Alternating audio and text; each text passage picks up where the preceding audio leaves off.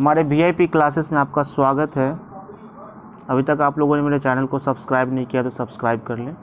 तो जैसा कि आप जानते हैं अभी हम लोग का कौन सा क्लास में कौन सा चैप्टर चल रहा है, लाइट चल रहा है। ठीक है, लाइट का बहुत सारा वीडियो हम लोग डाल चुके हैं, जिसको हिंदी में कहते हैं प्रकाश। ठीक है, ये प्रकाश का कौन सा पार्ट है? ये पार्ट नंबर 2 है। ठीक है, पार्ट कौन सा है? पार्ट 2 है, जिसमें हम लोग ऑब्जेक्टिव करने वाले हैं। पार्ट 1 में भी हम लोग ऑब्जेक्टिव किए थे। कितना ऑब्जेक्टिव किए कमेंट में आप लोग बताइएगा कि अभी तक हम लोग कितना ऑब्जेक्टिव कर चुके हैं। ठीक है, ये हमारा कौन सा पार्ट है? पार्ट 2 है। ठीक है, तो क्लास स्टार्ट करने से पहले सोचते हैं आप लोगों को कुछ एक फिजिक्स का पोएम सुना दें। ठीक है, सुनिएगा, मज़ा आएगा आप लोग को भी। कहता है, तुम चमन में खिल सको तो समझो मैं भी खिल गया, तेरा क्षण समर्पित हमको है तो समझो मेरा भी दिल तुम पर गया। जी चाहे तुझे बिसार दूँ, जी चाहे तुझे बिसार दूँ, हर पल तुम याद रहते हो, कभी फोर्स के रूप में तो कभी एनर्जी के रूप में मेरे दिल में आबाद रहते हो। चलिए एक छोटा सा पोएम के साथ हम लोग क्या करते हैं, यहाँ से क्लास स्टार्ट करते हैं। ठीक है, तो जैसे कि क्या कहता है, पहला क्वेश्चन इसमें बता रहा है, सभी वस्तुएं प्रकाश के कारण ही दिखाई देती है। तो ऑब्जेक्टिव हम लोग करने वाले हैं, लेकिन ऑब्जेक्टिव से कुछ इंपॉर्टेंट जो बात जिसको हम लोग देख लेते हैं। तो सभी वस्तुएं प्रकाश के कारण ही, मतलब ये क्वेश्चन किया जा सकता है आपसे कि कोई वस्तु हमें देखने का कारण क्या है, तो आप बता सकते हो प्रकाश के कारण। बेसिक सा कुछ बात था जो सोचे आप लोगों को बताना जरूरी है। चलिए दूसरा कहता है निर्वात में प्रकाश का चाल, जो काफ़ी ज़्यादा इंपॉर्टेंट है, याद भी रखना है क्योंकि बार बार एग्जाम में ये आता भी है। ठीक है, न्यूमेरिकल्स को सॉल्व करेंगे तो इसका यूज़ होगा भी। लेकिन अगर यही पूछा जाए कि जल में इसका चाल क्या होगा, तो जल में इसका चाल क्या हो जाता है? चेंज हो जाता है। कितना हो जाता है? 2.5 मतलब इस तरीके से बता सकते हैं। उसका बोल सकते हैं 3 लाख किलोमीटर प्रति सेकंड, इसका बोल सकते हैं 2,25,000 किलोमीटर प्रति सेकंड। अब कहता है प्रकाश कौन सा तरंग है? ठीक है, तरंग आप जानते हैं तरंग के बारे में। ठीक है, तरंग 2 प्रकार का होता है। ठीक है, आपको एक छोटा सा बहुत अच्छा सा टेक्निक बताएंगे जिसमें भी कि आप याद रख सकते हैं। क्या याद रख सकते हैं? अगर आपसे पूछेगा कि प्रकाश कौन सा तरंग है, तो देखिए प्रकाश में प्र आया, अनुप्रस्थ में भी प्र आया। ठीक है, तो ये कुछ बेसिक बात है जिसको आप, कुछ कॉन्सेप्ट तो नहीं है, ये ट्रिक्स है जिसको आप याद रख सकते हैं। प्रकाश में भी क्या आया? प्र आया, अनुप्रस्थ में भी क्या आया? प्र आया। इस तरीके से तरंगदैर्घ्य 2 ही प्रकार का होता है, एक होता है अनुदैर्घ्य और दूसरा होता है अनुप्रस्थ। तो प्रकाश में भी प्र आ रहा है, अनुप्रस्थ में भी प्र आ रहा है। इस तरीके से आप याद रख सकते हैं प्रकाश किस प्रकार का तरंगदैर्घ्य है, तो अनुप्रस्थ तरंगदैर्घ्य, अनुप्रस्थ तरंगदैर्घ्य। परावर्तन के कितने नियम हैं? तो परावर्तन के कितने नियम हैं? तो आप जानते हैं परावर्तन के 2 नियम हैं, जिसके बारे में पूरा डिटेल्स हम वीडियो में बता भी चुके हैं। अगर वीडियो नहीं देखें तो आप देख सकते हैं। चलिए सेकंड क्या, नेक्स्ट क्या कहता है, 2 दर्पण के बीच का कोण। अगर 2 दर्पण के बीच का कोण कितना रखा जाए? थीटा रखा जाए। जैसे कि 2 दर्पण हो गया। ठीक है, 2 दर्पण हम लोग लेते हैं, एक दर्पण यहाँ ले लिए। ठीक है, अब कहता है 2 दर्पण के बीच, मान लीजिए एक दर्पण यहाँ ऐसे करके ले लेते हैं, 2 दर्पण ले लिए। तो फोटो देखने के लिए किधर जाएंगे? ये कलर वाला भाग है जो दिख रहा है आपको, ये कौन सा है? कलर्ड भाग है। ठीक है, ये भी कौन सा भाग है? कलर्ड भाग है। तो फोटो देखने के लिए इस दर्पण में भी हमको इधर आना पड़ेगा। ठीक है, इस दर्पण में भी हमको कहाँ आना पड़ेगा? इधर आना पड़ेगा। ठीक है, तो अब कहता है कि अगर हम यहाँ पे आपको बताना चाहें कि अगर यहाँ पे दोनों दर्पण के बीच में अगर ये एंगल बन रहा है, चलिए कलर चेंज करते हैं, यहाँ से लेते हैं।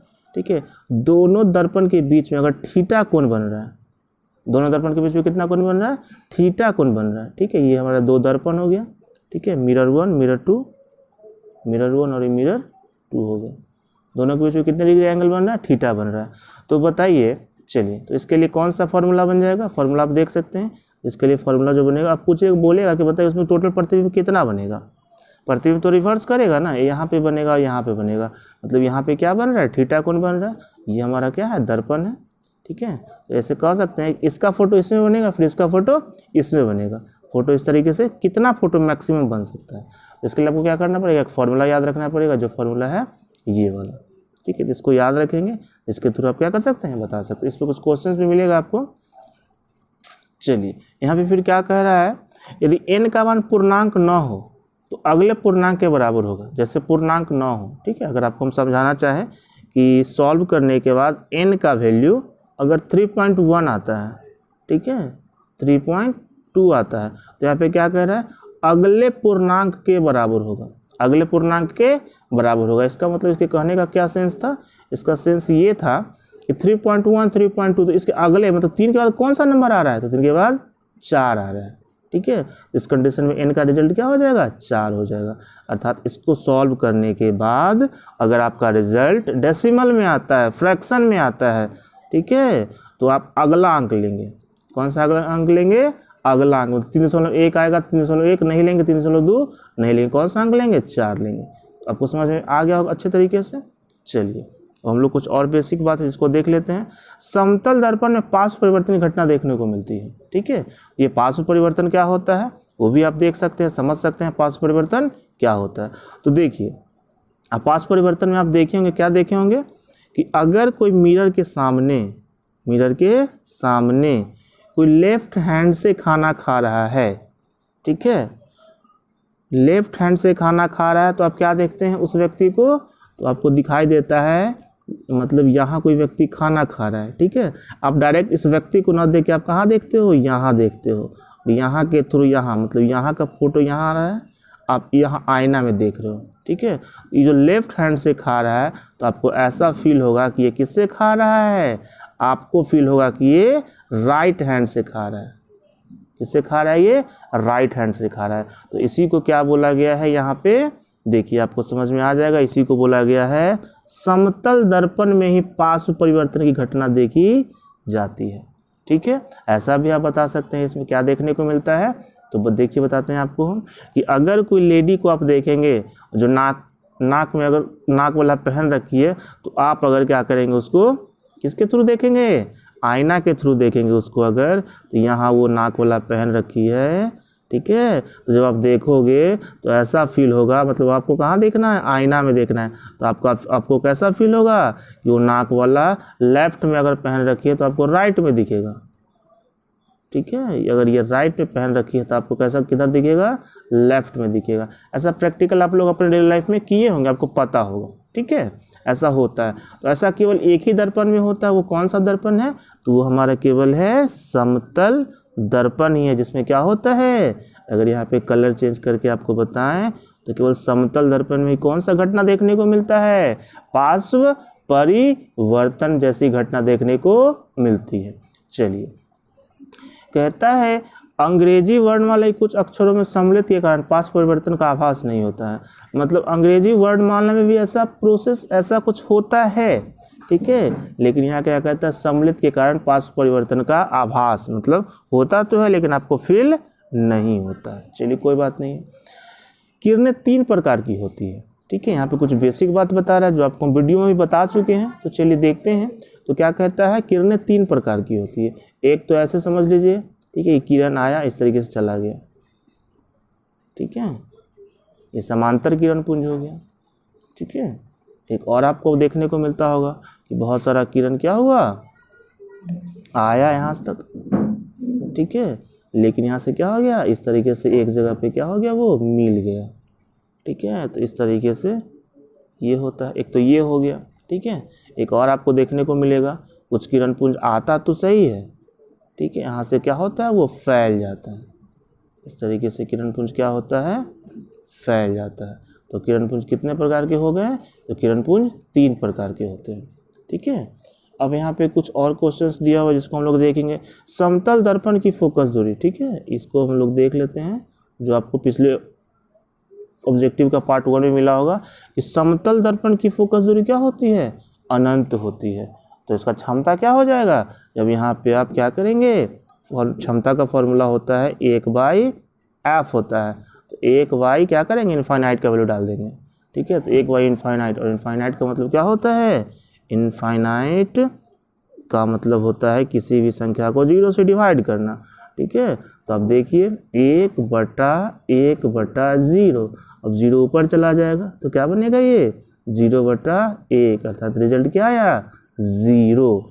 अर्थात इससे अगर ये पूछा जाए कि बताइए समतल दर्पण की फोकस दूरी क्या होगी, तो तो आप बोलेंगे 0 होगा, क्योंकि आपको रिजल्ट हम वैल्यू पुट करके भी बता दिए। ठीक है, तो चलिए ये कुछ बेसिक्स बात था। चलिए अब हम लोग आ जाते हैं कहाँ पे, ऑब्जेक्टिव स्टार्ट कर रहे हैं। ठीक है, देखिए कुछ ये क्वेश्चन सॉल्व करने वाला भी है। ठीक है, इसको समझेंगे, पहले वीडियो को पॉज कर लेंगे, फिर क्वेश्चन में सोचेंगे, बनाएंगे, नहीं बनेगा फिर इस वीडियो को पॉज करके देखेंगे। चलिए क्वेश्चन क्या कहता है देखते हैं क्वेश्चंस को।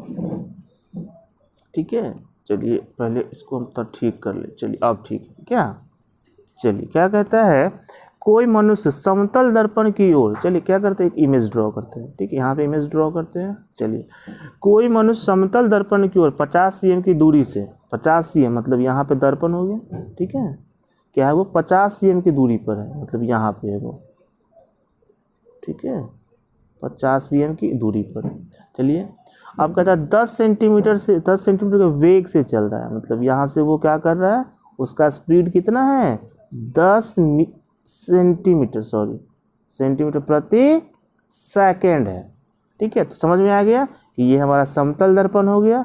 कहाँ कितना समतल दर्पण से दूरी पर है, तो 50 cm की दूरी पर है। ठीक है, तो अब आपको देखने में समझ में आ गया होगा कितनी दूरी पर है, तो 50 cm की दूरी पर है। ठीक है, अब कहता है 10 सेंटीमीटर पर सेकंड वो चल रहा है।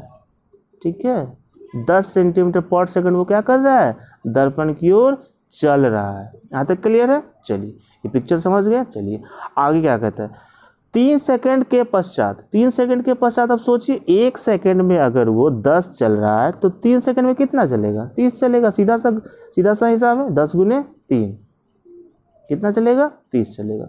तो अब तो एक बात समझ में आ गया, कितना चला वो, 30 चला।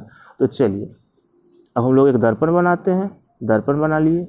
अब क्या हुआ, 3 सेकंड बाद अब वो कितना चल लिया, वो 30 चला गया, तो बच कितना गया, 20 सेंटीमीटर बच गया।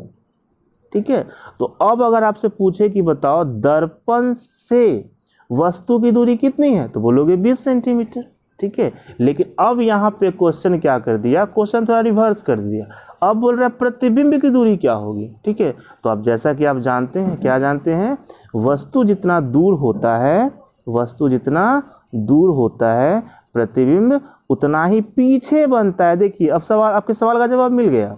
देखिए ये तो वस्तु का दूरी हो गया। अब कहता है जितना दूरी पर हमारा वस्तु होता है उतना ही पीछे प्रतिबिंब बनता है। तो प्रतिबिंब कितना पीछे बनेगा, 20 सेंटीमीटर दूर बनेगा। तो अब बोल रहा है कि बताइए वस्तु से प्रतिबिंब के बीच का दूरी, दोनों का सम कर दीजिए। तो 20 कितना हो जाएगा, 40। देखिए ऑप्शन में है 40 क्या, जी हाँ ऑप्शन में 40 है। इस तरीके से पहला का आंसर हम क्या कर दिए, सॉल्व करके आपको बता दिए। ठीक है, चलिए दूसरा क्वेश्चन क्या कहता है, देखिए आप दूसरा क्वेश्चन है, यदि समतल दर्पण को 10 डिग्री घुमा दिया जाए, ठीक है, तो परावर्तित किरण कितनी घूमेंगी। ठीक है, तो इसमें सीधा सा सवाल है, आपतन कोण जो होता है वो परावर्तन कोण के बराबर होता है, आपतन कोण परावर्तन कोण के बराबर होता है। ठीक है, तो यहाँ पे एक चीज़ और हम बता रहे हैं कि समतल दर्पण को 20 डिग्री घुमा दे तो परावर्तित किरण कितना होगा। ठीक है, जैसे कि इस तरीके का कोई डायग्राम है, समतल दर्पण को ही 10 डिग्री क्या कर दिया जाए, घुमा दिया जाए, तो घुमाने के पश्चात जो एंगल बनेगा वो क्या बनेगा, 20 डिग्री का एंगल बनेगा। ठीक है, क्योंकि घुमा दिया गया है। ठीक है, कुछ क्वेश्चन है जिसको अब कहते हैं एक समतल दर्पण क्षैतिज से क्या करती है, 30 डिग्री का कोण बना रहा है। यदि ऊर्ध्वाधर किरण दर्पण से टकराती है, दर्पण एवं परावर्तित किरण के मध्य कोण। ठीक है, तो यहाँ पे भी जैसे उस क्वेश्चन में हम लोग क्या किए थे, डबल किए थे, यहाँ भी आपको क्या कर देना है, डबल कर देना है। 30 डिग्री इंटू 2 कितना हो जाएगा, 60 डिग्री। ऑप्शन है, देखिए जी हाँ ऑप्शन है। ठीक है, तो ये कौन सा ऑप्शन हो जाएगा इसका बताइए, थर्ड का ऑप्शन हो जाएगा 60 डिग्री। तो क्या कर दिए यहाँ पे 2 × 30 डिग्री कर दिए। चलिए क्वेश्चन नंबर 3 हो गया। अब कहता है निम्नलिखित, चौथा नंबर क्वेश्चन देखते हैं जो काफ़ी अच्छा क्वेश्चन है। ठीक है, जो साइंस में काफ़ी इंपॉर्टेंट रखता है। तो निम्नलिखित रंगों के प्रकाश में किस रंग के प्रकाश का प्रकीर्णन सबसे अधिक होता है।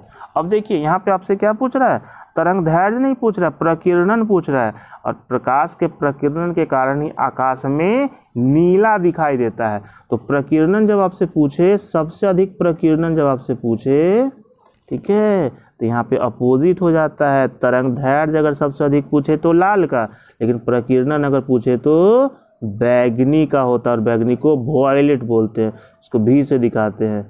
ठीक है, तो क्या हो जाएगा ऑप्शन में बैगनी। ठीक है, और सबसे कम प्रकीर्णन अगर सबसे अधिक के जगह पे क्या रहे, कम रहे। ठीक है, तो अपोजिट हो जाएगा, लाल हो जाएगा इसका। ठीक है, इस तरीके से अगर इसको आंसर देना चाहेंगे तो आप क्या आंसर देंगे, बैगनी। चलिए नेक्स्ट क्वेश्चन देखते हैं। ठीक है, जो एक न्यूमेरिकल्स टाइप क्वेश्चन है। ठीक है, इसको भी हम लोग देख लेते हैं कैसे सॉल्व करना है। ठीक है, तो कहता है कोई मनुष्य समतल दर्पण की ओर, समतल दर्पण की ओर, यहाँ पे भी हम लोग एक इमेज डायग्राम ड्रॉ करते हैं। चलिए बना लिए। कोई मनुष्य समतल दर्पण की ओर कितना है, 60 सेंटीमीटर की दूरी पर है, मतलब यहाँ से यहाँ तक का दूरी कितना है, 60 cm है। यहाँ तक क्लियर है। चलिए 60 cm।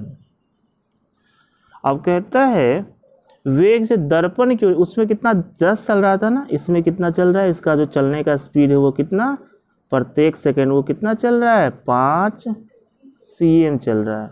यहाँ तक क्लियर है। 7 सेकंड बाद मनुष्य और उसके प्रतिबिंब की दूरी, यहाँ पे भी क्या कह रहा है, आप वही फार्मूला अप्लाई करेंगे। कौन सा फार्मूला अप्लाई करेंगे, चलिए तो कितना कह रहा है, 7 सेकंड बाद, मतलब 1 सेकंड में कितना, 5, तो 7 सेकंड में कितना, 5 गुने 7, कितना हो जाएगा, 35 हो गया। चलिए अब कहता है 60 चल गया तो कितना बच गया। ठीक है, तो 60 चलने के बाद हम लोग क्या करते हैं, 60 तो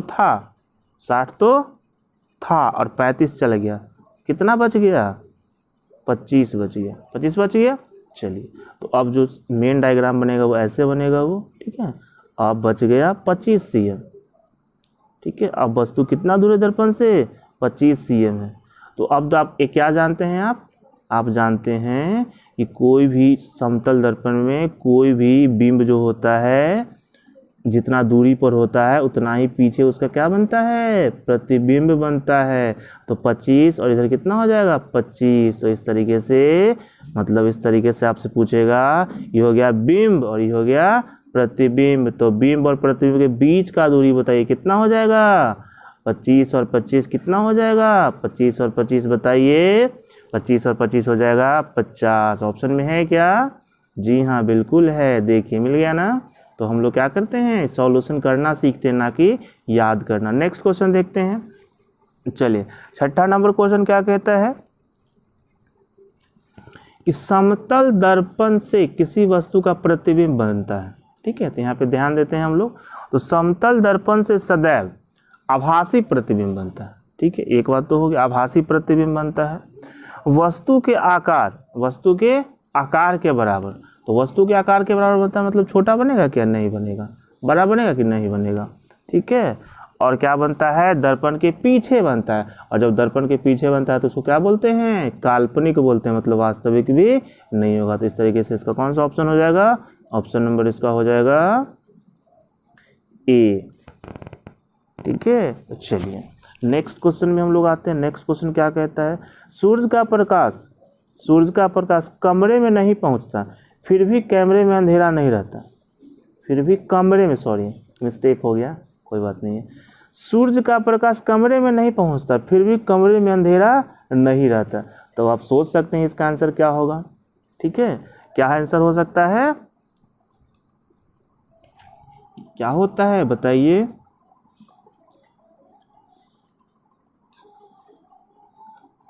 तो सूर्य का प्रकाश कमरे में नहीं पहुंचता, फिर भी कमरे में अंधेरा नहीं रहता। तो अपवर्तन तो नहीं होगा। ठीक है, अपवर्तन तो नहीं होगा। प्रकीर्णन भी नहीं होगा। प्रकीर्णन तो लाइट आता है तभी होता है। ध्रुवन भी नहीं होगा। ठीक है, इनमें से कोई नहीं, मतलब तीनों का ऑप्शन तो नहीं है। ठीक है, इस तरीके से इसका आंसर क्या हो जाएगा, इनमें से कोई नहीं। तो अब बोलोगे सर तो कम से कम ये जवाब तो बता दीजिए। ठीक है, मान लीजिए ऑप्शन नहीं दिया हुआ, लेकिन आप तो जवाब तो बता दीजिए। तो जी हाँ, जवाब हम बता रहे, देखिएगा इसमें। तो कहता है अंधेरे कमरे में प्रकाश का होना किसको दर्शाता है, तो यह विवर्तन जैसी घटना को प्रदर्शित करता है, विवर्तन। ठीक है, आप इसको याद रखेंगे, कौन सा घटना? विवर्तन जैसी घटना को। विवर्तन जैसी घटना के कारण क्या होता है? अंधेरे कमरे में सूर्य का प्रकाश न आने के बाद भी हमारा अंधेरा कमरा प्रकाशमय होता है। ठीक है, तो इसको याद रखेंगे। बाकी हम लोग जब फिर मिलेंगे बोर्ड पे तो आपको हम इसके बारे में डिटेल्स बताएंगे। चलिए नेक्स्ट क्वेश्चन क्या कहता है कि एक मनुष्य की लंबाई, ध्यान देंगे, अच्छा क्वेश्चन, बहुत अच्छा क्वेश्चन है। एक मनुष्य का लंबाई, एक मनुष्य का क्या कहता है? लंबाई कितना है? 1.4 मीटर। उसको अपना पूरा प्रतिबिंब देखने के लिए समतल दर्पण का कम से कम कितनी लंबाई होनी चाहिए? आपको हम इसके बारे में बता चुके हैं। क्या बता चुके? एक फार्मूला ही दिए थे कि क्या है, आदमी अगर x है, ठीक है, तो दर्पण का साइज क्या चाहिए? x/2 चाहिए, x/2 चाहिए। तो देखिए ये दिया हुआ है कितना? आदमी का साइज दिया हुआ है 1.4 दिया हुआ है, 1.4 दिया हुआ है। दर्पण का साइज कितना होगा? 1.4/2। तो 14 को 2 से भाग कर दीजिए, कितना हो जाएगा? 7। तो चलिए हो गया 7, लेकिन डेसिमल में था ना, वो 14 तो नहीं था ना, तो 1.7। तो इस तरीके से ऑप्शन देख लीजिए, आपको ऑप्शन मिल जाएगा 1.7। समझ में आ गया क्वेश्चन? चलिए इसको आगे बढ़ते हैं, क्वेश्चन नंबर 9 देखते हैं। किस दर्पण से बने प्रतिबिंब का आवर्धन सदैव एक होता है? तो सीधा सा बात है, वस्तु आवर्धन का मतलब क्या हुआ? एक का मतलब क्या हुआ? ना तो वो छोटा बन रहा, ना ही वो बड़ा बन रहा, वस्तु के साइज का बन रहा है। इसका मतलब क्या हो जाएगा? अवतल तो होगा, उत्तल तो होगा नहीं, अवतल तो होगा नहीं, और प्रत्येक में ऐसा तो हो नहीं सकता है। तो एक ही दर्पण बचता है जो हम लोग अपने घर में यूज करते हैं। वो कौन सा दर्पण है? समतल दर्पण है। तो समतल दर्पण का बोलेगा आवर्धन बताओ कितना होगा? तो यहाँ पे देखिए एक और क्वेश्चन बन गया कि समतल दर्पण का आवर्धन सदैव, और सदैव कितना होता है? 1 होता है। चलिए नेक्स्ट क्वेश्चन हम लोग देखते हैं। ठीक है, कहता है, नेक्स्ट क्वेश्चन है, किसी वस्तु से प्रदीप्त होने का पता लगाया जा सकता है। प्रदीप्त होने का पता आप कैसे लगाएंगे? ठीक है, किसी दर्पण का प्रदीप्त होने का पता कैसे लगाएंगे? तो जैसे कहने का मतलब हुआ कि कोई पन्नी आप ले लीजिएगा और पन्नी को आपको पता करना है कि वो प्रदीप्त है कि नहीं है। ठीक है, तो प्रदीप्त का मतलब क्या हो गया? जिसके पास अपना प्रकाश हो, जिसके पास अपना प्रकाश हो। अब मान लीजिए ललटेन जला दीजिए या कोई मोमबत्ती जला दीजिए और सूरज में रख दीजिए, सूरज के प्रकाश में उसको रख दीजिए। ठीक है, तो आपको क्या मोमबत्ती के प्रकाश का वैल्यू पता चलेगा क्या? तो मोमबत्ती के प्रकाश का वैल्यू पता नहीं चलेगा। उसका वैल्यू कब पता चलेगा? जब उस मोमबत्ती को आप कहाँ रखोगे? अंधेरे में रखोगे, तब पता चलेगा कि मोमबत्ती में प्रकाश है या नहीं। इससे क्या स्पष्ट होता है कि कोई वस्तु प्रदीप्त है या नहीं। इस चीज़ का पता आप कैसे लगा सकते हो? उसको आप अंधेरा में रख दो, और अंधेरा में रखने के बाद अगर उस वस्तु से प्रकाश निकलता है तो वस्तु क्या है? प्रदीप्त है। अर्थात सूर्य के प्रकाश के सामने मोमबत्ती को जला के भी रख दोगे, उस मोमबत्ती में प्रकाश है या नहीं, इस चीज़ का क्लियर मिलेगा क्या आंसर? नहीं मिलेगा। इसलिए मोमबत्ती को कहाँ रखना पड़ेगा? डार्क रूम में रखना पड़ेगा, तभी आप समझ पाओगे कि मोमबत्ती के पास प्रकाश है या नहीं। तो एक फार्मूला आपको मिल गया क्या? किसी वस्तु के प्रदीप्त होने का पता लगाया जा सकता है कहाँ रखकर? वस्तु को अंधेरा में रखकर। नेक्स्ट क्वेश्चन देखते हैं। किसी मोटे समतल दर्पण के सामने कोई प्रदीप्त वस्तु रखी हो तो परावर्तन के बारे में बोल रहा है। ठीक है, परावर्तन का मतलब आप समझ रहे हैं क्या परावर्तन होता है? परावर्तन के बारे में पहले बता देते हैं। ये आपका क्या हो गया? एक दर्पण हो गया। ठीक है, तो यहाँ से जब प्रकाश वो आएगा तो प्रकाश जाएगा कि नहीं जाएगा? बिल्कुल जाएगा। तो आया है तो जाएगा, इसी को तो परावर्तन बोला गया है, प्रकाश का परावर्तन बोला गया है। चलिए समझ में आ गया प्रकाश का परावर्तन। तो यहाँ पे अब क्या कहता है कि किसी मोटे समतल दर्पण के सामने कोई प्रदीप्त वस्तु, प्रदीप्त का मतलब समझ रहे हैं, जिसके पास अपना प्रकाश हो, तो उसका परावर्तन क्या होगा? तो देखिए इसका आंसर हो जाएगा दोनों तलों के बीच कई बार होगा। दोनों तलों के बीच क्या होगा? प्रदीप्त कई बार होगा। इस तरीके से इसका आंसर ये आप दे सकते हैं।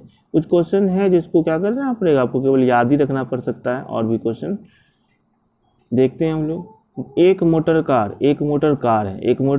है, ठीक है, जिसका स्पीड दिया हुआ है। ठीक है, ये कुछ क्वेश्चन है तो इसको बनाना पड़ेगा, तो हम बनाएंगे, बिल्कुल बनाएंगे आपके लिए, आए ही हैं हम आपके लिए। तो कहता है किसी मोटर चालक या कोई मोटर चालक, एक मोटर चालक, बात वही है, स्पीड कितना दिया हुआ है, 50 किलोमीटर प्रति घंटा की चाल से चलते हुए अपने समतल दर्पण में 60 किलोमीटर की चाल से पीछे आ रही कार का प्रतिबिंब देखता है। ठीक है, मतलब क्या दिया हुआ है, ध्यान देंगे तो मोटर चालक का स्पीड दिया हुआ है, फिर समतल दर्पण में उसका स्पीड बता रहा है, तो कार का प्रतिबिंब देखता है, पीछे आ रही कार में उसका आभासी प्रतिबिंब एक दूसरे के पास जितना देर से आते हैं वो टाइम क्या हो जाएगा। ठीक है, इसका आप आंसर क्या बता सकते हैं, देखिए 1 मिनट आपको हम यहाँ पे समझा देते हैं आपको। ठीक है, दोनों में डिफरेंस पता कर लीजिए। ठीक है, कितना का डिफरेंस है, 10 का डिफरेंस है। तो समझ लीजिए कि ये हमारा दर्पण हो गया और दर्पण से ये 10 की दूरी पर है। ठीक है, तो प्रतिबिंब कहाँ बनेगा, उतना ही पीछे बनेगा,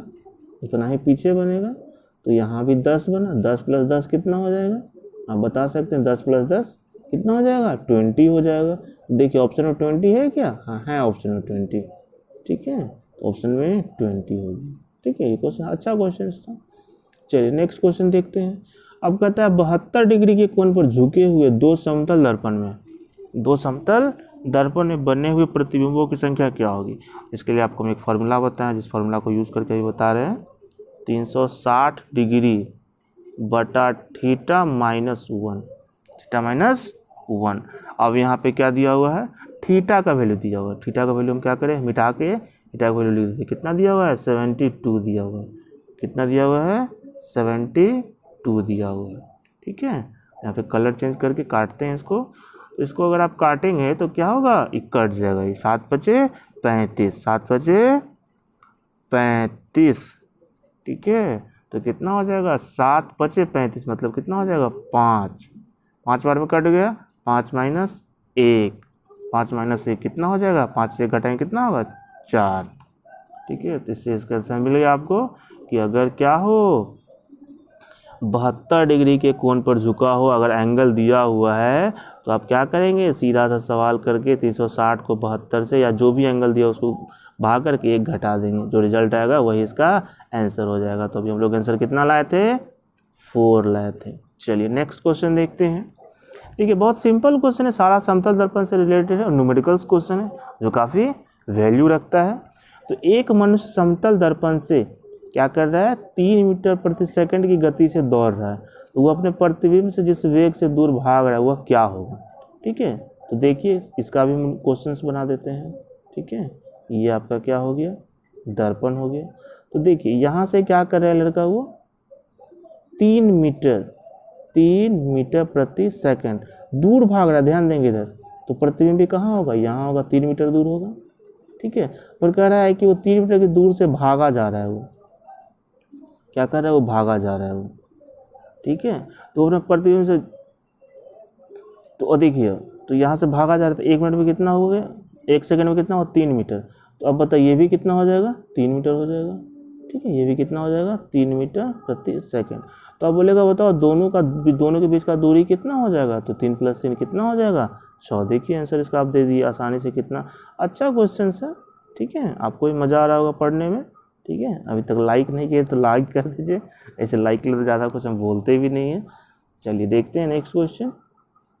कहता है एक प्रकाश किरण जब समतल दर्पण लंबवत आपतित होती है तो परावर्तन कोण क्या होगा। ठीक है, तो देखिए बहुत अच्छा क्वेश्चन है। समतल दर्पण में क्या होता है, परावर्तन कोण का मान पूछे। ठीक है, तो जिस कोण से आता है, ठीक है, वो जिस कोण से आता है उसी कोण से क्या होता है, वो वापस जाता है। तो समझ लीजिए कि इसी कोण से आया और इसी कोण से क्या हो गया, वापस चला गया। ठीक है, तो बताइए क्या हो जाएगा, आपको एंगल बना क्या, यहाँ पे नहीं बना। और एंगल बना कहाँ, वो तो ऐसे आया और इसी रास्ते से चला गया। ठीक है, तो एंगल बना है क्या, तो नहीं बना। अर्थात इस कंडीशन में क्या ऑप्शन हो जाएगा, तो आप बोलेंगे 0 डिग्री। ठीक है, चलिए नेक्स्ट क्वेश्चन देखते हैं। निम्न में से किसी अक्षर का समतल दर्पण द्वारा पार्श्व परिवर्तन प्रतीत नहीं होगा। अब देखिए, अब पार्श्व परिवर्तन का मतलब क्या होता है, जो आपको right to left, left to right दिखता है। ठीक है, क्या दिखता है, राइट टू लेफ्ट और लेफ्ट टू राइट दिखता है। तो देखिए अब पार्श्व परिवर्तन का मतलब क्या होगा, ध्यान देंगे तो ये बी जो है ऐसे करके है, बी ऐसे है, जब इसका पार्श्व परिवर्तन होगा तो ये ऐसे हो जाएगा। ठीक है, तो ये तो नहीं होगा। चलिए पहला हो गया। दूसरा एफ है, एफ कैसे है, ऐसे एफ, ठीक है। जब इसका पास परिवर्तन होगा तो कैसे होगा, ऐसे हो जाएगा इसका पास परिवर्तन। तो क्या ये सही है क्या, या इसको आप एफ बोलोगे लेकिन इसको एफ बोलोगे नहीं बोलोगे। तो चलिए दो ऑप्शन हमारा क्या हो गया, गलत हो गया, ये ऑप्शन गलत हो गया, ये ऑप्शन गलत हो गया। चलिए एक और ऑप्शन दिया हुआ जी दिया हुआ है, देखिए जी कैसे लिखा हुआ है, ध्यान देंगे तो जी ऐसे लिखा हुआ है, ठीक है। जब पास परिवर्तन होगा तो क्या हो जाएगा, ये इस तरीके से आके इस तरीके से हो जाएगा। इसको अब जी बोलोगे क्या, नहीं बोलोगे। तो चलिए ये तीन ऑप्शन हमारा क्या हो गया, गलत हो गया, ये गलत, ये गलत और ये गलत, जो हम दिखा भी दिए। अब सवाल आता है एम का, तो चलिए चेक करते हैं। वैसे तो जब तीन ऑप्शन गलत हो तो चौथा ऑप्शन होता ही है, लेकिन चेक करेंगे, ऐसे थोड़े ना होता है कहीं चारों गलत हो। चलिए तो हम लोग देखते हैं इसके बारे में। अगर ये एम ऐसे लिखा हुआ है, ठीक है, तो हम लोग क्या करेंगे, ऐसे करके एम लिखेंगे। तो देखिए पास परिवर्तन हुआ क्या, नहीं हुआ, मतलब एम एक ऐसा लेटर है जिसका पास परिवर्तन नहीं होता है। देखिए आपको दिखा दिए ना, ऑप्शन आप टिक कर सकते हैं, कौन सा ऑप्शन हो जाएगा, डी। ऐसे तो बता दिए थे कि डी होगा। नेक्स्ट, एक प्रकाश किरण समतल दर्पण के साथ कितने डिग्री का कोण बनाता है, ध्यान देंगे। एक प्रकाश किरण समतल दर्पण के साथ 30 डिग्री का कोण बनाती हुई आपतित होती है। तो आपतित तथा परावर्तित किरण के बीच का कोण का मान पूछ रहा है, तो ठीक है। तो इसके लिए ज़्यादा हम एक सिंपल सा फॉर्मूला आपको बता रहे हैं, 180 डिग्री इन माइनस 2i का फॉर्मूला अप्लाई करेंगे इसमें, ठीक है। तो 180 degree minus 2 into given angle, तो बताइए कितना हो जाएगा, 180 से 60 घटाएंगे तो कितना आंसर हो जाएगा, बताइए 120 डिग्री हो जाएगा। ऑप्शन में है क्या, चलिए ऑप्शन चल के देखते हैं। तो ऑप्शन में है दिया हुआ, ठीक है। तो ये हमारा क्वेश्चन नंबर 17 हो गया। क्वेश्चन नंबर हम लोग 18 में आ जाते हैं। चलिए ये भी बहुत अच्छा क्वेश्चन है, ठीक है। वैसे तो कोई भी क्वेश्चन ख़राब नहीं होता है, लेकिन कुछ क्वेश्चन जो होता है जो काफ़ी दिमाग चलाना पड़ता है, तो हम लोग उसको कुछ अच्छा क्वेश्चन का दर्जा देते हैं। चलिए नेक्स्ट क्वेश्चन है, कांच पारदर्शी है, ये बात तो सही है। कांच से हम लोग क्या करते हैं, बल्ब में भी कांच लगा होता है, क्यों, क्योंकि वो पारदर्शी होता है। परंतु कांच का चूरा, मतलब कांच को अगर हम पीस दें, कांच को चूरा को क्या कर दें, अगर हम पीस दें, पीसने का मतलब क्या बन जाएगा, वो एक प्रकार का चूरा जैसा बन जाएगा। चूरा खाते हैं तो वो अपारदर्शी है, इसका क्या कारण है, ठीक है। बहुत अच्छा क्वेश्चन है, देखिए आप किसी से पूछ भी सकते हैं, ठीक है, जिसको ध्यान भी देंगे और अच्छे से समझेंगे इसको। तो कहता है कांच के चूरे पर पड़ने वाला प्रकाश विभिन्न रंगों में प्रकीर्णित हो जाता है। विभिन्न रंगों में क्या हो जाता है, प्रकीर्णित हो जाता है, जिस कारण यह पारदर्शी नहीं रहता है, ठीक है।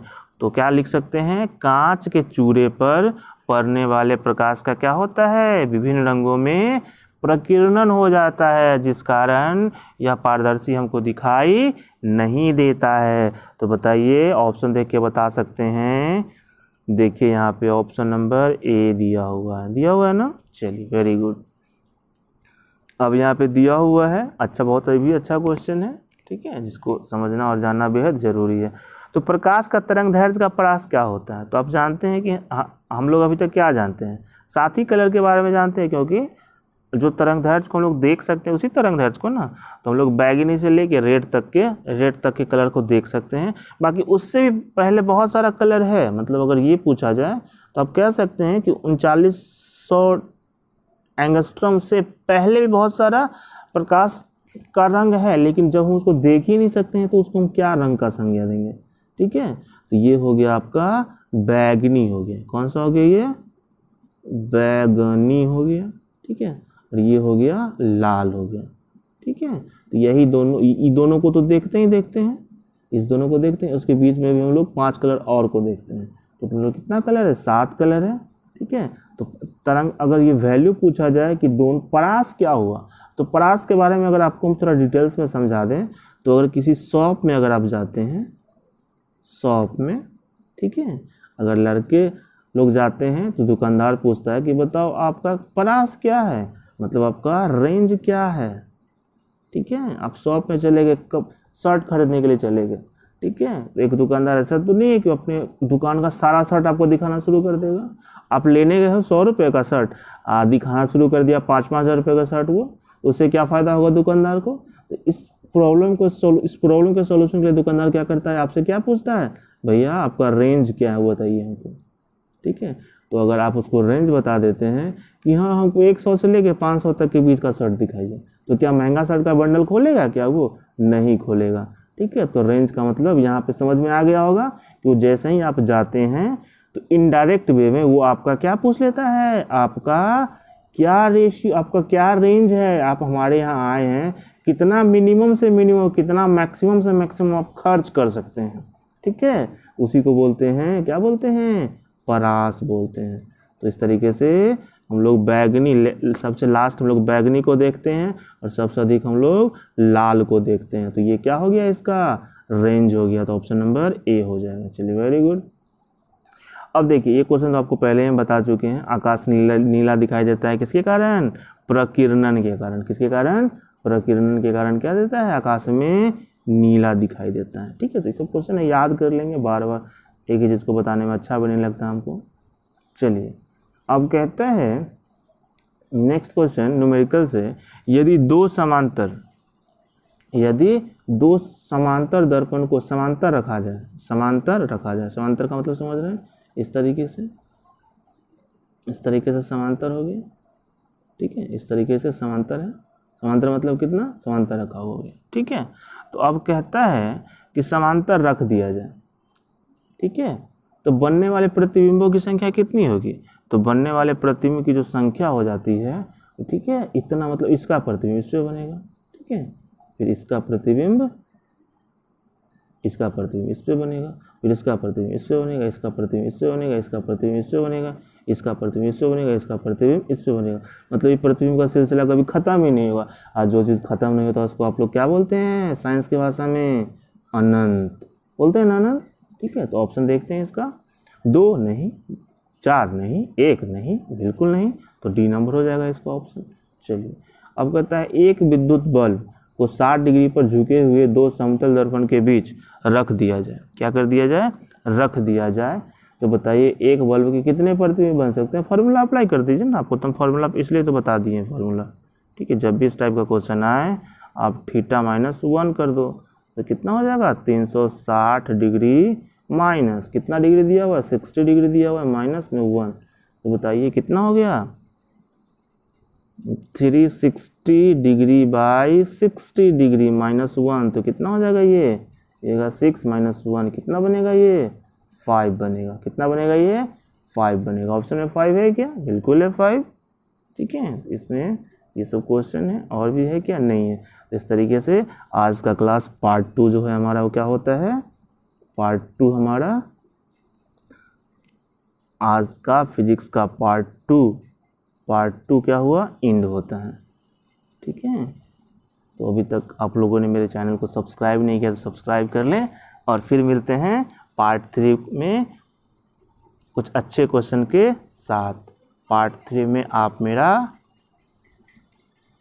वेट करेंगे, ठीक है, और हम आपके लिए नोट्स रेडी करेंगे, ठीक है। मिलते हैं फिर next class. Thank you for watching, very good.